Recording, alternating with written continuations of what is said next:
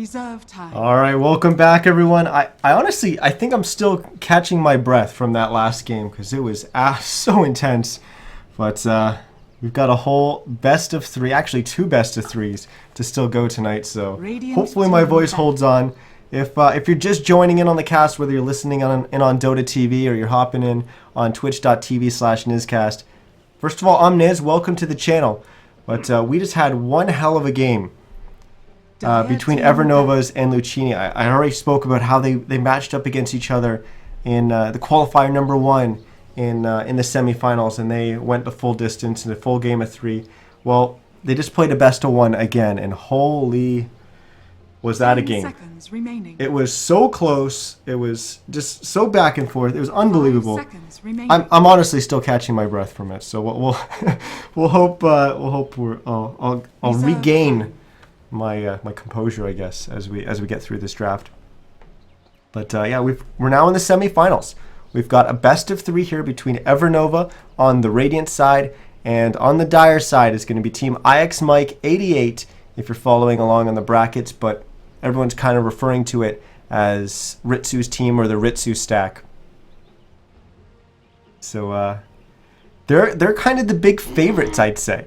I think everyone kind of thinks that Ritsu's stack is the strongest team still left in the tournament. But honestly, I think EverNova's is very, very close knocking on the door to potentially knocking this team off and maybe even earning that final spot. Just because I think they want to make it difficult for the casters between saying EverNova and EverNova's. We're joking about it in the chat between games about what would happen if that happened and both teams met in the main qualifiers. But on our other side of the bracket, on our semifinals on the other side, we've got Pain going up against FDL. I'm not really sure what the standing is for that right now. But yeah, the winner of that will meet us in the finals, whoever comes out of this series. So we'll look forward to that. But let's get into talking about the draft. We've got Darkseer and Doom banned out by Ritsu. I'm not sure what I'm going to refer to them. I was really sure refer to them as ixmike88 or the Ritsu stack. Probably the Ritsu stack. But yeah, so they've banned out the Darkseer and the Doom. EverNova, they banned out the Oracle and the Beastmaster. Then we moved into our picks where we had the Bounty Hunter and the Slaughter snatched up by Ritsu stack. Then Nature's Prophet and Tidehunter picked up by EverNova. Kind of a different opening to the drafts from that we've seen from EverNova so far. I don't think I've ever seen them actually open with Nature's Prophet, Tidehunter. I don't even think they've really played these heroes too much out of the games that we've cast. But obviously they've got a plan. Into our second round of bans, we have the Dragon Knight and the Enchantress banned out by the Ritsu stack once again. And Alchemist and Witch Doctor banned out by EverNova. They had enough playing against Alchemist last game. So banning it out this time. But, there's that Winter Wyvern getting picked up by the Ritsu stack, as Death Prophet's going to be the addition to EverNova's lineup. As they've got some really strong push and team fight potential already. And I think the big thing that it certainly is a question in my mind right now is we've got a Nature's Prophet and a Tidehunter. Both are primarily played in the off lane. Reserve time. So who's going where? Are we going to see... And now we've got a Death Prophet picked up, so primarily played in the mid lane. So if you were thinking of putting the Tidehunter off lane, putting the Nature's Prophet mid or something like that, where's the Death Prophet going to go? Are you safe laning it at that point?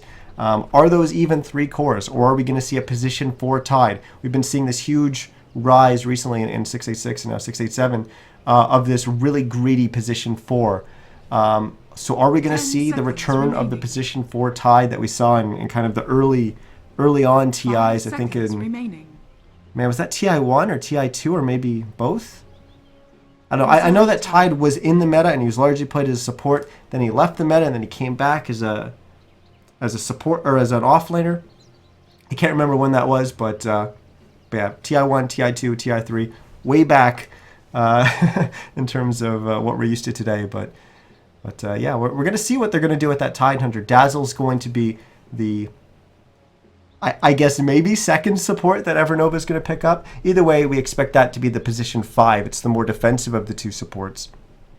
And now the Ritsu stack's going to add on a Slark. So that's going to be their safe lane carry to go with what we assume is going to be the off-lane Slardar and the support duo of the Bounty Hunter and the Winter Wyvern.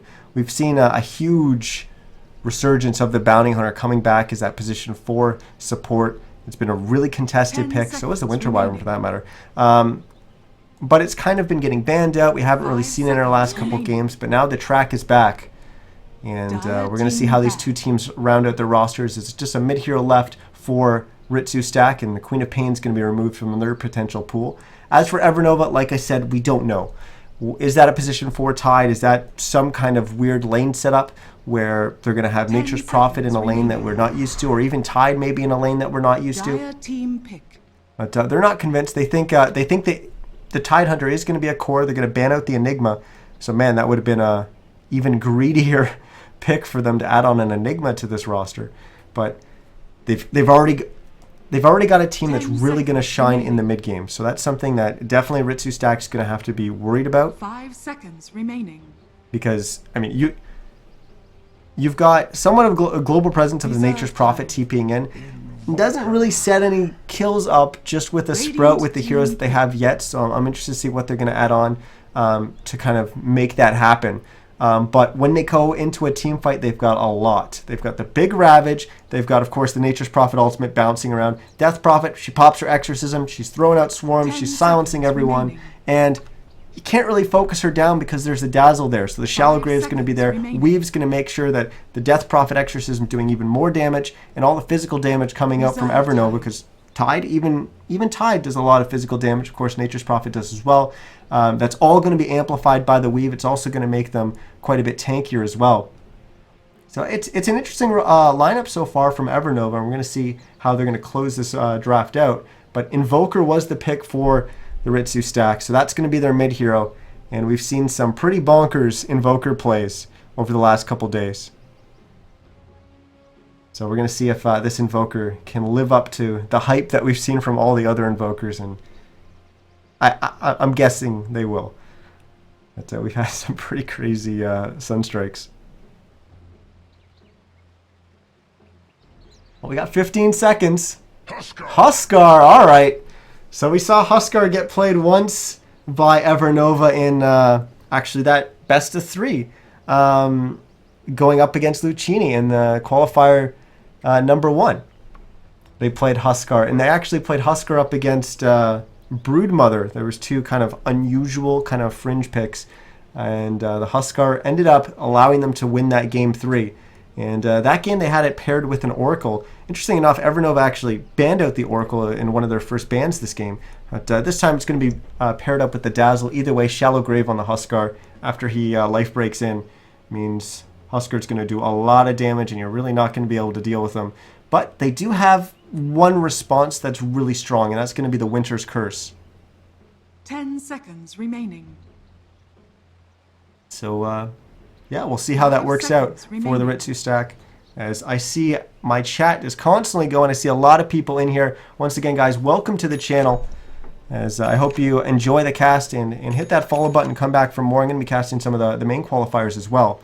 But if you are just listening into Dota TV, welcome. But I'm also streaming live on twitch.tv/NizCast. So definitely hop on over there and say hi when you get a chance. And if you've got any feedback, Twitch chat's a great place for that. Otherwise, Twitter @NizCast is a great place as well to let me know how I'm doing, and hopefully I can improve for the next game and the next cast. But let's introduce our teams and our players as we are in the semifinals for the Americas Open qualifiers for the Manila Major. We've got EverNova on our Radiant side. Derp's going to be playing their Tidehunter. Interesting. We've got Metro on the Dazzle. Hook's going to be playing the Nature's Prophet. Let Me Go is going to be on the Huskar, and please, Gift Death Prophet is going to be playing the Death Prophet for our Invoker. As for our Dire side, it's ixmike88 or the Ritsu Stack, or someone saying in chat that Liquipedia is calling them Team Mischief, which is actually what Team Freedom used to be called before that sponsorship from Esports US. But we've got Buryu playing their Winter Wyvern. Boris is going to be on the Slardar. Kushu is, whoops, I'm clicking on the wrong hero there. Kushu is actually Justin, and Elmo is going to be playing our Bounty Hunters. I quickly try to look away as we might have a battle here for the top rune. And I'm sorry, Ritsu, I know that you're on Slark. I'm not going to be able to introduce you. But we'll take a look at Ritsu in just a second. As we have Buryu in a really scary spot right now. He is surrounded. There's observer wards getting placed, sentries being placed. This is such a clowny way to start this game off as Buryu. There's sentries. This is ridiculous. I think he's eventually going to go down. There's no really way that he's going to be able to defend himself. Still another 20 seconds for Arctur Burn. And I think that's got to be one of the silliest ways I've ever seen First Blood happen in a Dota game. But it's going to go to the Nature's Prophet. So let's jump up and take a quick look at Ritsu on the Slark. There he is. He's 1, 2, 4. I'm not even going to bother. It's just a bunch of numbers. Either way, it is Ritsu. So I'm going to try to call him that from here on out. As for our lanes, it's going to be that Nature's Prophet who got the first blood, but he may go down as the first death on his team here, as he's going to get ganked in the top lane. But he's going to be going up against that safe lane Slark, paired up with the Winter Wyvern and the Bounty Hunter, although we expect the Bounty to kind of rotate away from that top lane, put a little bit more pressure on the mid lane, where we're going to have the Death Prophet going up against the Invoker. As Tornado flying through, but not really going to be much follow-up behind that. Bottom lane is going to be the Huskar farming, with the Dazzle supporting him, and they're going to be going up against an off-lane Slardar, who is just going to fall back and go clear up this camp and get a little bit while he's still getting zoned out.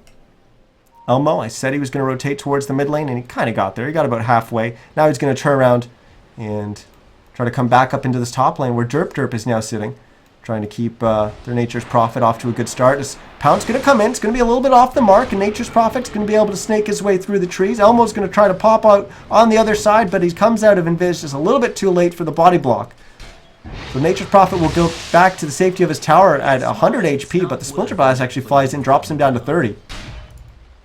As Derp, despite the fact that he was in the middle of the enemy team that entire time and is smacking him with his anchor. Well, not his anchor, his... What kind of sword is that? I guess that's a saber?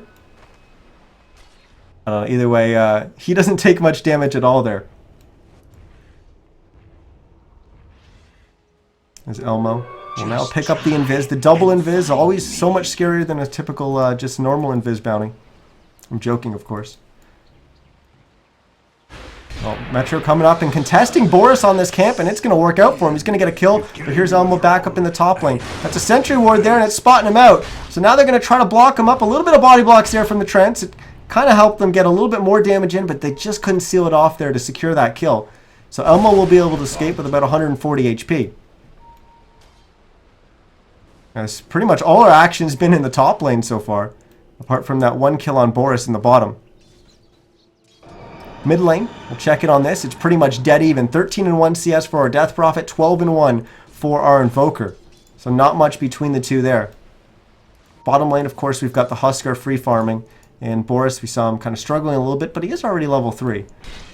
Well, not the worst start for an off-lane slaughter as Elmo, we see in chat there, just denying himself to the neutral creep camp. And that's just to take the faster trip back to the fountain without having to blow through all of your regen. So now he'll TP to the tier 2 where he's actually going to smoke up with Boris, and Boris is starting to head the other way. But, oh, no, is he going to come? Nope, apparently not. It's just almost just going to smoke by himself. A little bit of a waste there. Maybe he will wait for Boris, because now Boris has his boots and stuff. And he's running down. Actually, he's going to start moving up towards the top lane. They're trying to set something up here. Oh, maybe they're going to wrap around on mid. I don't know. We got Metro here as well. It's going to be a big ass to try and kill this Death Prophet with the Dazzle there, but no Shallow Grave. He's level 3, and he's got 2 points in Shallow Weave, 1 point in his Poison Touch, so no Shallow Grave available. As Tornado's going to catch the Death Prophet, and we're going to see them go down. It's now 2 for 2. Teams even up the score. Top lane, Nature's Prophet managed to get up to 9 CS. So only 2 ahead of the Slardar so far, but there is 2 on the tide as well. Well, it looks like both safe laners are even as well, 27 last hits apiece. So really not much between these two teams so far. We are only 4.5 minutes in, but still pretty even.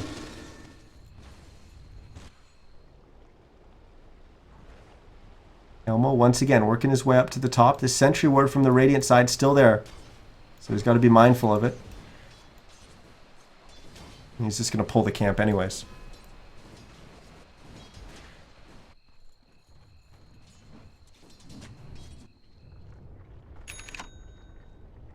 Boris gets his tranquils. I think he's just going to TP back towards the bottom. Especially because now we just had Metro TP up to the top lane. Of course, they don't know that yet. But if he shows up in the top, and I don't really see a reason for him to. But no, Boris actually not going to TP down to the bottom and soak up that XP down there in the 1v1 lane. He's still a little bit wary of the Dazzle. Being down there and potentially zoning him out. So he starts to run towards the top. Then he goes back. Now he's actually going to TP up to the top lane where Ritsu's down to about half HP. Derp now is maybe overextended. Boris going to get in front of him. Slithering Crusher is going to get the kill. As Metro still doesn't have Shallow Grave, and oh man, it would have helped here. As the Nature's Prophet going to go down, still just at level 3.5. Not having that Shallow Grave really hurting them right now. So they'll look to get level 4 on that Dazzle as soon as they can. Got a Invis bottled up on the on the Death Prophet. Darkseer was last game. But still, pretty much anyone's game in pretty much all the lanes. Mid still pretty even. Invoker just slightly ahead by 3 CS right now. Let Me Go's gone for an armlet.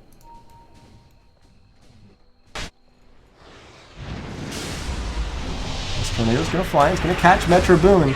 As he has hit level 4. He does have Shallow Grave, but not going to be able to use it because he was from the EMP. And the Nature's Prophet, okay, or Hook, going to go down as well. So 6-2 now is Ritsu stack. The lanes have been pretty even, but obviously the last couple kills, or last 4 kills, have gone their direction. And that's given them a slight advantage. We do have a brief pause here. I'm seeing it getting asked in chat. Who is the Invoker again? It's Justin. So Kushu is Justin. And 1, 2, 4, 3, 1, 2, 4, 1, 2, 4, 2, 1, 4, 2, 1 is going to be Ritsu.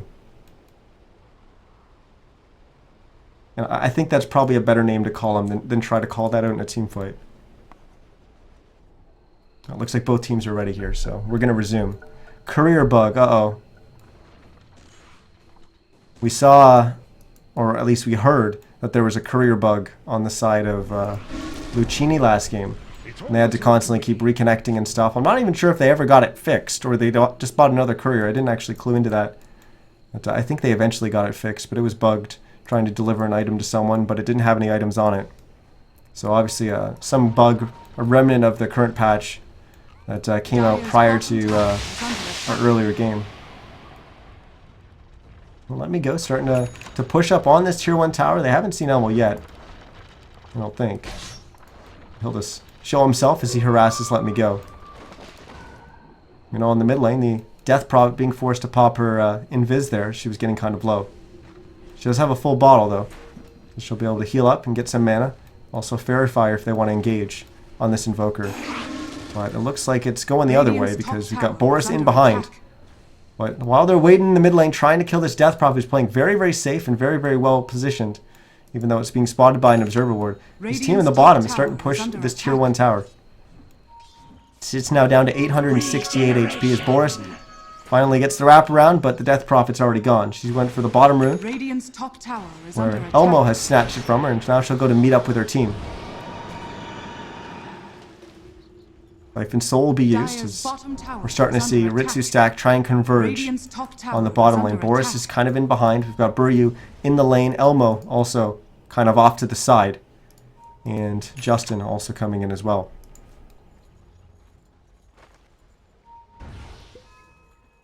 It had the Death Prophet TP back. So not going to be available down there to help out the team. So if Ritsu stack tries to engage here, they would have had a numbers advantage, but not anymore because Boris has moved back towards the mid lane, where the Death Prophet will go and meet him. Tower is under attack.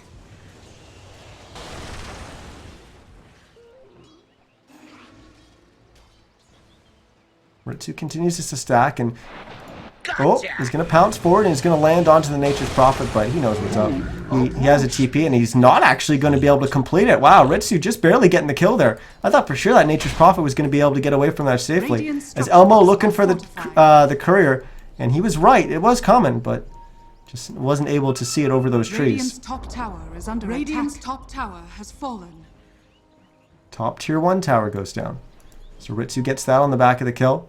He's also slightly distanced himself from the Huskar, from the kind of back and forth that we've had in this bottom lane. Not by much, just 9 CS. But still little advantages. Justin also a little bit ahead as well. 6 CS ahead of the Death Prophet.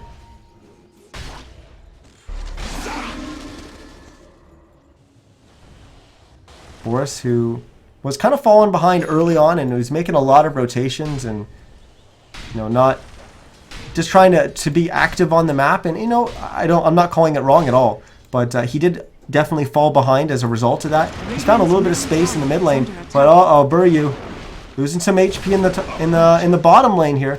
Will they be able to follow it up? Arctic burn has ended. He's going to cold embrace himself. Let me go. Life breaks in. And the Winter Wyvern will go down to those burning arrows. Burning spears?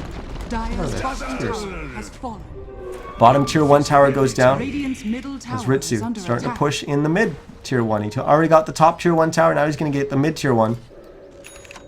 So tower advantage still going the way of Ritsu. 2 towers to 1.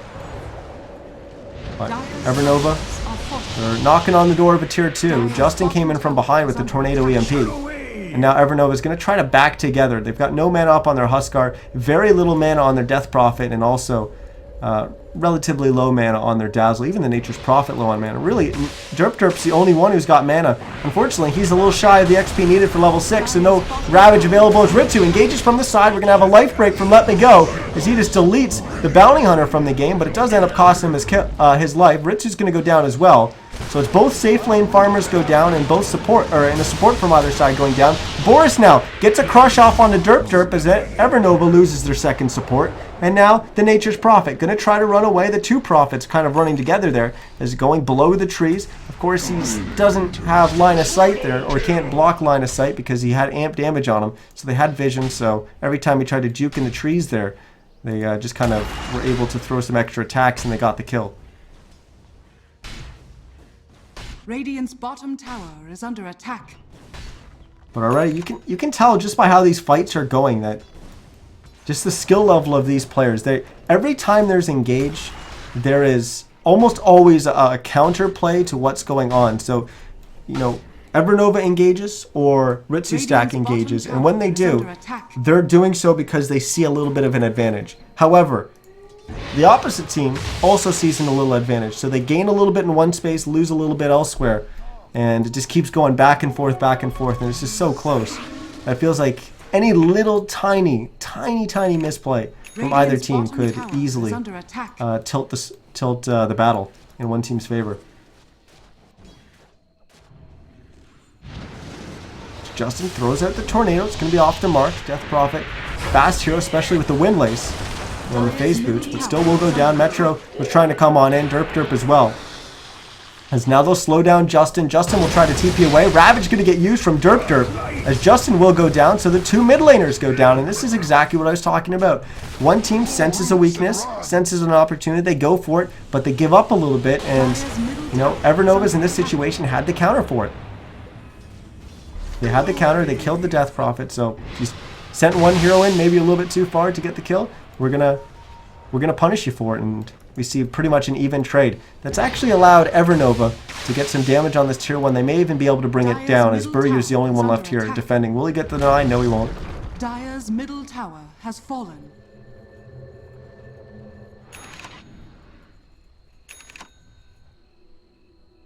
So we're maybe having a little bit of a break in the action here, so we'll switch on over to net worth and see where we stand.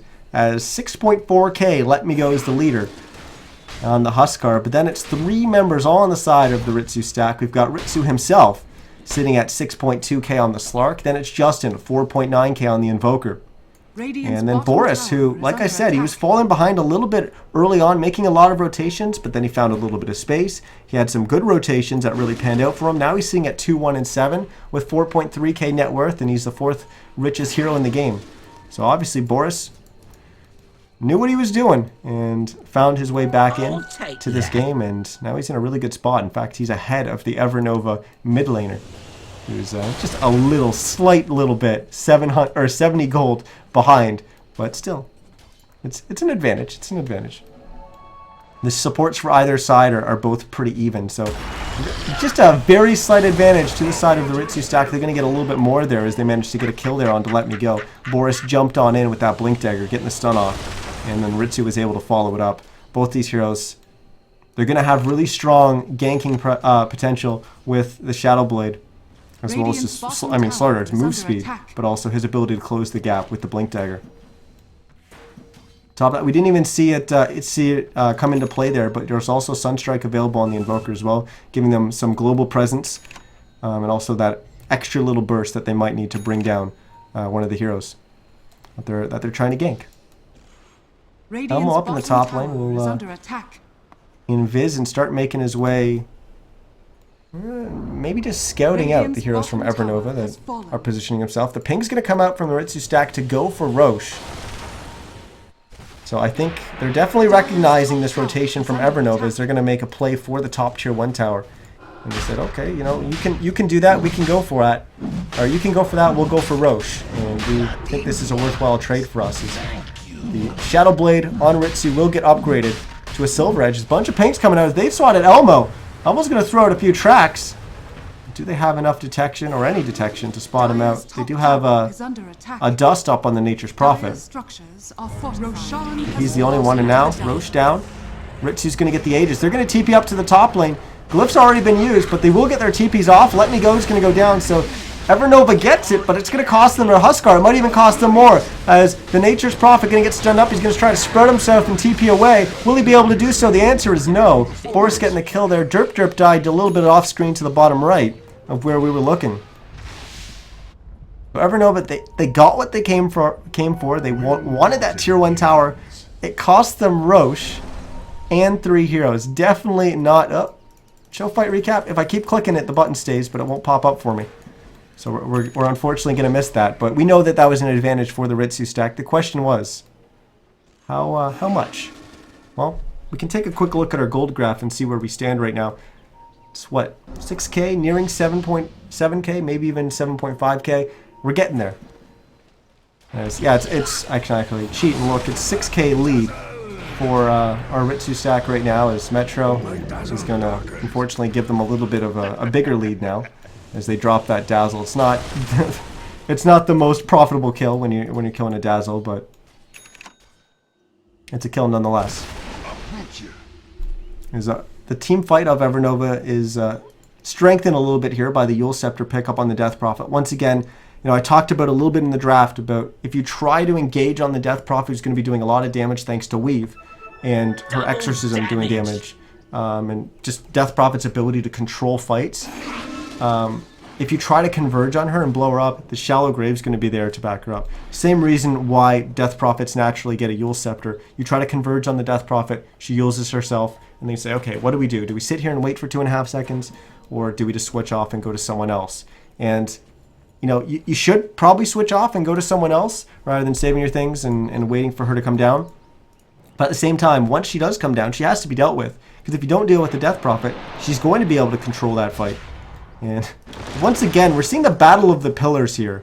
As we saw our first blood go down on this pillar as kind of a goofy situation. We missed a kill onto Justin, but we were watching this clown fest on the pillar here as the Nature's Prophet eventually went down. But Justin went down as Let Me Go managed to get a kill there. As he's added on a Solar Crest, and I'll bring up our items here so we can get a quick rundown of who's got what. So we've got Derp with his Arcanes, and because he's got a Ring of Regen, looks like he's going to be going for Force Staff as his first item. Not going to go for the Blink Dagger first, as we're going to have a smoke here from EverNova, and they're going to immediately run into Ritsu, and on the other side of them was Elmo. Oh, he tries to run. Sprout going to be a little bit off the mark. I'm not sure if he was just trying to get it in front of him to block him, or trying to trap him. And either way, nice Winter's Curse from Buryu from the side. A Shallow Grave's going to have to get used very early on the Nature's Prophet. And that means when Let Me Go engages with the Life Break, there's no Shallow Grave to back him up in the neutrals. Which side are you on? They're supposed to be neutral in this. They're clearly representing the Ritsu's side as they use the Shock Nova, or Shockwave, to kill off the Huskar there, as there's that Yule Scepter coming up from the Death Prophet, as Boris trying to focus down Derp. He'll switch off and go to the Death Prophet. Like I said, she comes down from the air there, and look at this. Good game, well played, as EverNova taps out of this one. Only 19 minutes in, 22-8. And it was starting to go in favor of Ritsu's the Ritsu stack. And EverNova just not liking the position that they were in. They're going to call it early. GG will get called. We're going to go to game 2. As this is a best of 3, and this is the semifinals. But EverNova, they managed to make their way to the finals in Qualifier 1. Ritsu stack ended up getting disqualified from the tournament, so this is their first one, I guess, first open qualifier. But either way, that they take game 1 of this semifinals. They're one step closer, 1 win away from making it to the finals, and effectively 3 wins away from making it into the main qualifiers. We're going to throw it to a break real quick as we switch and get into the second lobby. Once again, guys, I was Niz. Thanks so much for watching. If you're in on Dota TV, we're streaming live on twitch.tv/NizCast as well. So hit me up with a follow there. Once again, any feedback definitely welcome in Twitch chat or on my Twitter @NizCast. So give me any, and I'll try to improve for the next game and the next cast. But I'm going to throw it to some music, and we'll be back with game 2 in just a few.